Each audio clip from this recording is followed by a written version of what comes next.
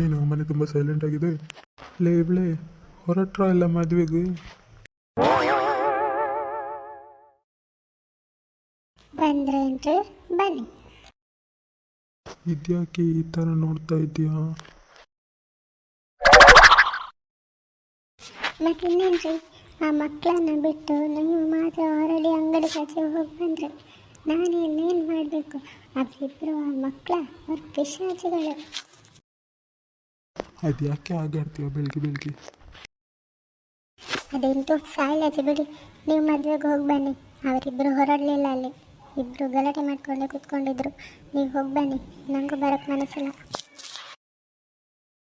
ಹಾಗಿದ್ರೆ ಅವರಿಬ್ರು ಹೊರಟಿಲ್ವಾ? ಸರಿ, ನೀನಾದ್ರೂ ಬಾರಿ ಹೋಗಿ ಬರೋಣ.